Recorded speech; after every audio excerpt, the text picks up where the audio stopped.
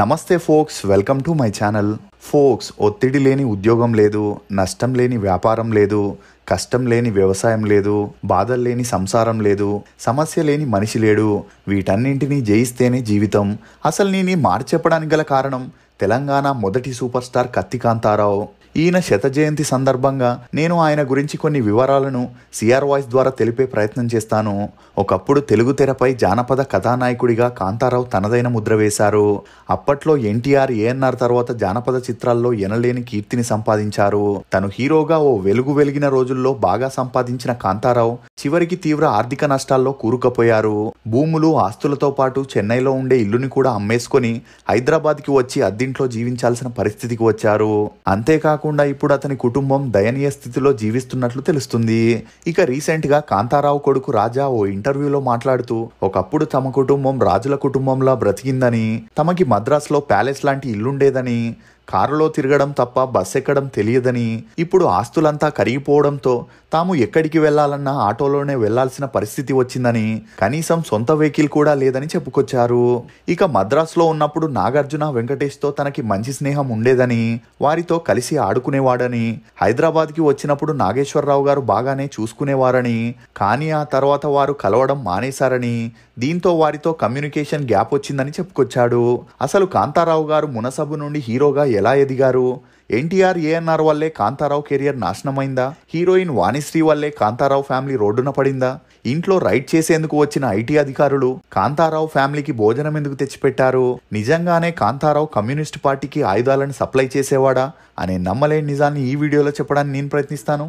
మీరు మాత్రం ఈ వీడియోని పూర్తిగా చూడండి.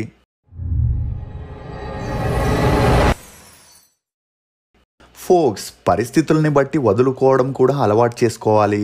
అది వస్తువైనా, మనుషులైనా, బంధాలైనా. అందుకే అన్నింటికీ సిద్ధంగా ఉండేలా మనసుని కూడా సర్ది చెప్పుకోవడం అలవాటు చేసుకోవాలి. తాడేపల్లి లక్ష్మీకాంతారావు అలియాస్ కత్తి కాంతారావు. ఇతను 1923 నవంబర్ 16న తెలంగాణలోని కోదాడలో జన్మించారు. మనం కత్తి కాంతారావు గురించి తెలుసుకునే ముందు అతని తల్లిదండ్రుల గురించి తెలుసుకుంటే నేను చెప్పే కథ మీకు పూర్తిగా అర్థమవుతుంది. బంగూరు అనే గ్రామంలో సుబ్బయ్య, రాజ్యలక్ష్మి అనే దంపతులుండేవారు. ఇక వీరి అన్యోన్య సంసారానికి 2 కూతుళ్లు కూడా జన్మించారు. ఇక ఇలా ఉన్నప్పుడే సుబ్బయ్య అనారోగ్యంతో మరణించాడు. ఇక పల్లెటూరులో చేసేందుకు పని లేకపోవడంతో 1912లో తన 2 కూతుర్లను తీసుకొని రాజ్యలక్ష్మి ఏలూరు వచ్చి చిన్నగా ఒక హోటల్ని పెట్టి అందులో వచ్చే డబ్బులతో కూతుర్లను పెంచేది. ఇక పెద్ద కూతురైన సీతారామమ్మ పెద్ద మనిషి అవ్వడంతో ఏలూరులోనే తనకి తెలిసిన అబ్బాయికి ఇచ్చి ఘనంగా పెళ్లి జరిపించింది. అలా పెళ్లి తర్వాత అన్నీ బాగున్నప్పటికీ పెళ్ళైన కొన్ని రోజులకే భర్త మరణించడంతో సీతారామమ్మ తల్లి దగ్గరే ఉండేది. ఇక 19 ఏళ్లకే తన కూతుర్ని విధవగా చూడలేని తల్లి కూతురికి మళ్ళీ పెళ్లి చేయాలనుకుంది. కానీ అప్పట్లో విధవలను పెళ్లి చేసుకునేందుకు ఎవరు ముందుకు వచ్చేవారు కాదు. అలా 1 ఇయర్ ట్రై చేసినా ఎవరు దొరకకపోయేసరికి ఆ ఊర్లో ఉండే పెద్ద మనిషి అయిన టి రామారావు అనే వ్యక్తిని కలిసి తన కూతురికి 2వ వివాహం చేయమని ప్రాధేయపడింది. అలా అతను మంచి సంబంధం చూస్తా అని చెప్పి అబ్బాయి కోసం వెతకడం ప్రారంభించాడు. ఇక ఇదిలా ఉన్నప్పుడే కోదాడలో కేశవరావు అనే 52 ఏళ్ల వ్యక్తి అప్పటికే 2 భార్యలు చనిపోతే 3వ పెళ్లి చేసుకునేందుకు అమ్మాయిని వెతకడంలో ఉన్నాడు. ఇతనికి 600 ఎకరాల పొలంతో పాటు మునసబు అనే గవర్నమెంట్ జాబ్ కూడా ఉండేది. ఇక ఈ విషయాన్ని తెలుసుకున్న టి రామారావు 20 ఏళ్లున్న సీతారామమ్మని 52 ఏళ్లున్న కేశవరావుకి ఇచ్చి 1921లో పెళ్లి జరిపించడం జరిగింది. ఇందుకు రాజలక్ష్మమ్మ కూడా చాలా సంతోషించింది. ఎందుకంటే తన కూతురిక పైన కష్టపడకుండా జీవితాంతం రాణిలా బ్రతుకుతుందని ఆశపడింది. అలా ఆ పెళ్లి తర్వాత అన్నీ బాగానే సాగాయి. ఇక వీరిద్దరి అన్యోన్య సంసారానికి గుర్తుగా 1923 నవంబర్ 16న తాడేపల్లి లక్ష్మీకాంతారావు గారు జన్మించారు. ఇక ఇదిలా ఉంటే కాంతారావుకి 1 ఇయర్ ఉన్నప్పుడు తండ్రి కేశవరావు పుణ్యం కోసం అన్నీ వదిలేసి కాశీకి వెళ్లాలనుకున్నాడు. అలా భార్య ఎంత నచ్చజెప్పినా ఇల్లు, ఆస్తి అన్నీ వదిలేసి పుణ్యం కోసం 1924లో కాశీకి వెళ్ళిపోయాడు. మళ్ళీ ఆ తర్వాత అతను తిరిగి రాలేదు. ఇక ఇదే సమయం కోసం వెయిట్ చేస్తున్న కేశవరావు తమ్ముడి భార్య లక్ష్మి కేశవరావుకి 3వ పెళ్లి కాకముందు అతనికి సేవ చేస్తూ దగ్గరై మంచి నమ్మకాన్ని పొంది ఆస్తంతా తన పేరున రాపించుకుంది. కానీ కేశవరావు 3వ పెళ్లి చేసుకోవడంతో ఆస్తంతా తన చేయి జారిపోతుందని భయపడింది. ఇక ఎప్పుడైతే కేశవరావు కాశీకి వెళ్ళిపోయాడో లక్ష్మి సీతారామమ్మతో ఆస్తంతా తనదే అని, మీరు ఇల్లు వదిలి వెళ్ళాలని బెదిరించడం జరిగింది. అందుకు భయపడని సీతారామమ్మ వాళ్ళ అమ్మని ఊరు నుండి పిలిపించి లక్ష్మి మీద కోర్టులో కేసు వేసింది. ఇక ఇలా ఒకవైపు కోర్టులో కేసు నడుస్తుంటే కాంతారావుని తల్లి ఏ లోటు లేకుండా పెంచేది. ఇక కాంతారావు తన స్కూలింగ్ ని కోదాడలోని ప్రాథమిక పాఠశాలలో చదివాడు. అలా 5వ తరగతి ఉన్నత విద్యాభ్యాసం కోసం కాంతారావు ఖమ్మంలోని ప్రాథమిక పాఠశాలలో చేరాడు. ఇతనికి చిన్నప్పటి నుండి గారాబం ఎక్కువ అవడంతో ఊర్లోనూ స్కూల్లోనూ అందరితో గొడవ పెట్టుకునేవాడు. ఇక ఈ గొడవలతో విసుగు చెందిన తల్లి కాంతారావు 7వ తరగతి చదువులకి ఫుల్ స్టాప్ పెట్టించి ఉద్యోగంలో చేర్పిస్తే ఈ గొడవలని ఆపుతాడని తండ్రి వారసత్వంగా వస్తున్న మునసబు ఉద్యోగాన్ని కాంతారావుకి ఇప్పించాలనుకుంది. ఇక పూర్తిగా 16 ఏళ్లు నిండని కాంతారావుకి మునసబు ఉద్యోగం ఇచ్చేందుకు నిరాకరించారు. కానీ తల్లి మాత్రం పట్టువదలని విక్రమార్కుల్లా వారిని బ్రతిమిలాడడంతో కాంతారావుకి మునసబుగా జాబ్ ఇవ్వడం జరిగింది. ఇక ఒకవైపు కాంతారావు ఉద్యోగం చేస్తూనే మరోవైపు నాటకాల్ని చూసే అలవాటు ఏర్పడింది. ఇక అలా నాటకాలు చూసేందుకు ఎంత దూరమైనా ఇంట్లో చెప్పకుండా ఫ్రెండ్స్తో కలిసి తమ గుర్రబండిలో వెళ్ళేవాడు. అలా నాటకాల్లో ఆర్టిస్టులకి దొరికే ఆదరణను చూసి కాంతారావు చాలా ఇన్స్పైర్ అయి తనకు కూడా యాక్టింగ్ చేయాలనే ఇంట్రెస్ట్ పెరిగింది. దీంతో తన ఫ్రెండ్స్ని కూడగట్టుకొని 1939లో తమ ఊర్లోనే బాలమిత్ర నాట్య మండలి అని స్థాపించాడు. ఇక ఆ కంపెనీ ద్వారా చిన్న చితక నాటకాల్ని వేసేవారు. కానీ వీరికి నాటకాల్లో అంత ఎక్స్పీరియన్స్ లేనందువలన జనాలు వీరి నాటకాలు చూసేందుకు వచ్చేవారు కాదు. అయినా వీరు ఇదంతా పట్టించుకోకుండా నెలలో 15 రోజులు కాంతారావు ఫ్రెండ్స్తో కలిసి నాటకాలను వేసేవాడు. ఇక ఇదిలా ఉంటే అప్పట్లో ఫేమస్ అయిన సురభి నాట్య మండలి వారు కోదాడకి రావడం జరిగింది. అలా ఆ ఊర్లోనే ఉంటూ నాటకాలను వేస్తుండేవారు. ఇక ఈ విషయాన్ని తెలుసుకున్న కాంతారావు వారితో పరిచయాన్ని పెంచుకొని తనకి తమ నాటకాల్లో ఛాన్స్ ఇవ్వమని అడగడం జరిగింది. ఇక ఆ ఊరికి కాంతారావు మునసభ అవడంతో వారికి ఇష్టం లేకపోయినా వేరే దారి లేక కాంతారావుకి శ్రీకృష్ణ లీలలు అనే నాటకంలో బ్రహ్మదేవుని పాత్రని ఇవ్వడం జరిగింది. దీంతో కాంతారావు తనకి దొరికిన ఈ అవకాశాన్ని పూర్తిగా ఉపయోగించుకొని తన టాలెంట్ ని జనాలకి చూపించాలనుకున్నాడు. అలా అందులోని డైలాగ్స్ ని బాగా ప్రాక్టీస్ చేశాడు. కానీ నాటక సమయంలో కాంతారావుకి స్టేజ్ మీదికి రాగానే అక్కడున్న జనాల్ని చూసి భయంతో చెప్పే డైలాగులు పద్యాలు తడబడ్డాయి. దీంతో అక్కడున్న జనాలు నవ్వుతూ గోలగోల చేయడం జరిగింది. ఇక ఎలాగోలా ఆ నాటకాన్ని ముగించిన తర్వాత సురభి నాట్య మండలి ఓనర్ కాంతారావుతో ఎవరికి ఏ పని వస్తే అదే చేయాలి, మీరు మునసబు కాబట్టి ఆ పని చేయండి, నాటకాల్ని మేం వేసి మీలాంటి వారిని ఎంటర్టైన్ చేస్తామని చెప్పడం జరిగింది.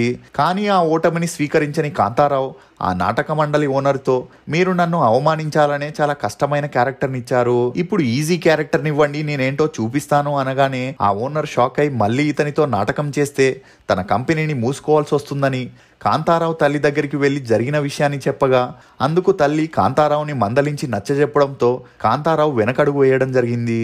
ఇక సమయం గడిచే కొద్దీ కాంతారావుకి ఉద్యోగం మీద ఇంట్రెస్ట్ తగ్గి నాటకాల మీదే ఎక్కువ ఇంట్రెస్ట్ పెరిగింది.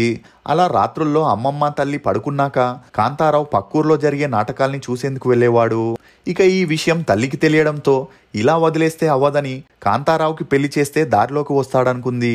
అలా సీతారామమ్మ తన తల్లితో కలిసి ఒక అమ్మాయిని చూసే పనిలో పడ్డారు. ఇక అలా వెతుకుతుండగా విజయవాడలో ఒక అమ్మాయిని చూడడం జరిగింది. ఆ అమ్మాయి పేరే సుశీల. ఇక సుశీల చూడ్డానికి కాస్త నల్లగా ఉండడంతో కాంతారావు అమ్మకి నచ్చకపోయినా కాంతారావుకి నచ్చడంతో వీరిద్దరికి 1940లో కాంతారావు 17 ఏళ్ల వయసులో పెళ్లిని జరిపించారు. ఇక అలా పెళ్ళైన 2 ఏళ్లకే వీరి అన్యోన్య సంసారానికి గుర్తుగా ఒక అమ్మాయి జన్మించింది. కానీ ఆ పాప పుట్టిన 6 నెలలకే అనారోగ్య కారణంగా మరణించడం జరిగింది. ఇక అప్పటికే కాంతారావుకి 19 ఏళ్లు నిండి మేజర్ అవ్వడంతో కోర్టులో జరుగుతున్న కేసుని తనే దగ్గరుండి చూసుకోవడం మొదలెట్టాడు. అలా కాంతారావు కొన్నాళ్ళకి కేసుని గెలిచి 600 ఎకరాల భూమిని సొంతం చేసుకున్నాడు. ఇక అలా సంతోషంగా సాగుతున్న సమయంలోనే కాంతారావుకి సుశీల గారికి 1945లో ఒక కొడుకు పుట్టాడు. ఇదిలా ఉంటే అప్పటికే స్వతంత్రం కోసం చాలా పోరాటాలు జరుగుతుండేవి. ఆ పోరాటాల్లో భాగంగా కొంతమంది కమ్యూనిస్ట్ పార్టీ వాళ్ళు నాటకాలు ప్రదర్శించడం ద్వారా జనాల్ని చైతన్యవంతులుగా చేసేవారు. ఇక ఒకసారి జగ్గయ్యపేటలో కమ్యూనిస్ట్ పార్టీ వాళ్ళు మా భూమి అనే నాటకాన్ని ప్రదర్శిస్తున్నారనే విషయాన్ని తెలుసుకున్న కాంతారావు వారి నాటకాన్ని చూడ్డానికి తన గుర్రపు బండిలో వెళ్లడం జరిగింది. ఇక ఊర్లో కాంతారావు అంటే గిట్టని వాళ్ళు మన మునసబు కమ్యూనిస్ట్ పార్టీలో చేరాడని, వారి ద్వారా ఆయుధాలని సేకరిస్తున్నాడని, స్వతంత్రం కోసం వారితో చేయి కలిపాడనే వార్తలను స్ప్రెడ్ చేశారు. అలా ఈ వార్తలు కొద్దిసేపట్లోనే రజాకార్ల చెవిలో పడ్డాయి. దీంతో కాంతారావు కోసం అన్ని చోట్ల గాలింపును మొదలెట్టారు. ఇక ఈ విషయం తెలిసిన కాంతారావు స్నేహితుడు ఒకవేళ కాంతారావు ఊర్లోకి వస్తే కమ్యూనిస్టు పార్టీలో చేరాడని హింసించి చంపేస్తారని భయపడి ఆ నాటకం జరిగే ప్లేస్ కి వెళ్లి అక్కడున్న కాంతారావుకి జరిగిన విషయం చెప్పి తన ఇంటికి తీసుకెళ్లడం జరిగింది. ఇక అలా ఎంత వెతికినా కాంతారావు దొరకకపోయేసరికి రజాకార్లు కాంతారావుని వాంటెడ్ లిస్ట్ లో పెట్టారు. అలా ఇతను దొరకలేదని కాంతారావు భార్యని తల్లిని టార్చర్ పెట్టడం మొదలెట్టారు. ఇక ఎలాగోలా కాంతారావు ఆ ఊర్లో తనకి తెలిసిన వారి ద్వారా తన ఫ్యామిలీని రహస్యంగా కోదాడ నుండి జగ్గయ్యపేటకు రప్పించుకున్నాడు. ఇక అలా ఊర్లో ఉండే ఇల్లుని పొలాల్ని వదిలేసి ఫ్యామిలీ మొత్తం జగ్గయ్యపేటలోనే ఒక ఇల్లుని తీసుకొని స్థిరపడ్డారు. ఇక ఇదిలా ఉంటే అప్పటికే పెళ్ళై పిల్లాడున్న కాంతారావు ఉద్యోగం పోయినా పట్టించుకోకుండా ఫ్రెండ్స్ తో కలిసి విజయవాడ వెళ్లి కొత్త సినిమాలు రిలీజ్ అయితే చూసుకుంటూ అక్కడే హోటల్ రూమ్స్ లో ఉంటూ నచ్చిన ఫుడ్ ని తింటూ లైఫ్ ని హ్యాపీగా ఎంజాయ్ చేసేవాడు. ఇక అలా 3 years పని లేకుండా ఇలానే ఉండేవాడు. ఇక ఇలా ఉన్నప్పుడే 1947లో ఇండియాకి స్వతంత్రం వచ్చింది. కానీ అదే సమయంలో కాంతారావు భార్యకి అనారోగ్య సమస్యలు మొదలయ్యాయి. దీంతో ఈమెను డాక్టర్స్ కి చూపించగా ఈమె ఎక్కువ కాలం బ్రతకదని వారు చెప్పడంతో కాంతారావుకి ఆకాశం వచ్చి తల మీద పడ్డట్టయింది. ఇక అలా 3 years ఈమె అనారోగ్యంతో బాధపడి 1950లో మరణించడం జరిగింది. దీంతో కాంతారావు తల్లి కొడుకు ఒంటరిగా ఉండడం చూడలేకపోయింది. ఇక అలా జగ్గయ్యపేటలోనే ఆస్ట్రాలజర్ గా పనిచేస్తున్న ఓరుగంటి సత్యనారాయణ కూతురైన హైమావతిని కాంతారావుకిచ్చి రెండో వివాహం చేయాలని డిసైడ్ అయింది. ఇక ఇదే విషయంపై సత్యనారాయణ గారిని అడగగా ఒక్కగానొక్క కొడుకు అయి ఉండడం 600 ఎకరాల భూమి ఉండడంతో సంతోషంగా ఈ పెళ్లికి ఒప్పుకున్నాడు. అలా కాంతారావు హైమావతి పెళ్లి 1950లో జరిపించారు. ఇక రెండో పెళ్ళైన కాంతారావుకి మాత్రం బాధ్యతలు రాలేదు. అలా రోజు నాటకాలు చూస్తూ సినిమాలకు వెళ్తూ స్నేహితులతో తాగుతూ తిరుగుతూ జూదమాడుతుండేవాడు. చెడు స్నేహాల వల్లే చెడు అలవాట్లకి బానిసగా మారిన కొడుకుని చూసి తల్లి ఎన్నాళ్ళని ఇలా గాలికి తిరుగుతుంటావు, ఏదైనా పర్మనెంట్ గా ఉండే జాబ్ ని చూసుకోమని కాంతారావుని గట్టిగా మందలించింది. ఇక అప్పటి వరకు నాటకాలు సినిమాల్ని చూసుకుంటూ కాలక్షేపం చేస్తున్న కాంతారావుకి తల్లి ఒక్కసారిగా ఇలా చెప్పగానే ఏ ఉద్యోగం చేయాలో ఆలోచన లేకుండా ఉండేది. అలా కొన్ని నెలలు గడిచాయి. అయినా కాంతారావుకి జీవితంలో ఏం చేయాలనే క్లారిటీ మాత్రం రాలేదు. ఇక ఇదిలా ఉన్నప్పుడే వీరున్న ఇంటి పక్కనే విశ్వం అనే అబ్బాయి మద్రాస్లో బాలనాగమ్మ అనే మూవీలో ఒక వేషం వేయడంతో అందుకు అతనికి మంచి గుర్తింపు వచ్చింది. ఇక అతను ఊరికి రాగానే చుట్టుపక్కనున్న వారంతా పొగడ్తలతో ముంచేయడం చూసి కాంతారావుకి కూడా సినిమాల్లో వెళ్లాలనే ఆలోచన కలిగింది. దీంతో వెంటనే తను మద్రాస్కి వెళ్లి సినిమాల్లో తన అదృష్టాన్ని పరీక్షించుకొని వస్తా అని ఇంట్లో వాళ్ళకి చెప్పడంతో చేసేదేమీ లేక తల్లి భార్య అందుకు ఒప్పుకొని పంపించడం జరిగింది. ఇక అలా మద్రాస్కి వెళ్లిన కాంతారావు తనకి తెలిసిన బంధువుల ఇంట్లో ఉంటూ ఛాన్స్ల కోసం ట్రై చేయగా వారు ఇతన్ని కొద్ది రోజుల్లోనే భారంగా భావించారు. అలా కాంతారావు గారు టీ కృష్ణ గారు ఒకే రూమ్ లో ఉంటూ మంచి ఫ్రెండ్స్ అయ్యారు. ఇక కాంతారావు మద్రాసులో ఛాన్స్ల కోసం ట్రై చేస్తున్నప్పుడు తన దగ్గరుండే డబ్బులన్నీ అయిపోవడంతో మళ్ళీ ఇంటికి వెళ్లి కొంత డబ్బుని తెచ్చుకొని ఖర్చు పెడుతుండేవాడు. ఇక అలా సంవత్సరం గడిచిన సినిమాల్లో చిన్న పాత్ర కూడా చేసే అవకాశం రాలేదు. ఇదిలా ఉంటే కాంతారావు తల్లి కొడుకు మద్రాసులో ఒంటరిగా ఉంటూ కష్టాలు పడడం తట్టుకోలేకపోయింది. దీంతో కాంతారావుని ఊరికి తిరిగి వచ్చేయమని లెటర్ రాయడంతో తనకి సినిమాల్లో అదృష్టం లేదని నిరాశ చెందిన కాంతారావు బట్టల్ని సర్దుకొని ఊరికి వెళ్లాలని డిసైడ్ అయ్యాడు.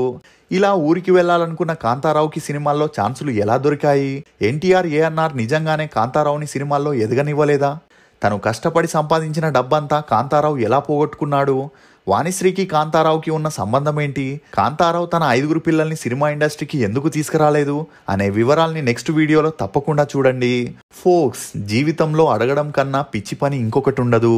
అది సలహా అయినా, సూచన అయినా, సహాయమైనా, అభిప్రాయమైనా చేతనైనట్టు చేసుకోవాలి. చేతి కాలితే అనుభవం వస్తుంది, పనితీరు తెలుస్తుంది. ఒకరిని అడిగి చేయడం అలవాటైతే బతుకంతా మన చెయ్యి కిందే ఉంటుంది. ఇది ఫోక్స్, తెలంగాణ సూపర్ స్టార్ కత్తి కాంతారావు గురించి కొన్ని నమ్మలేని నిజాలు. ఈ వీడియో మీద మీ అభిప్రాయాన్ని కమెంట్ సెక్షన్ లో తప్పకుండా తెలియజేయండి. For more interesting videos please subscribe to CR voice. Thank you.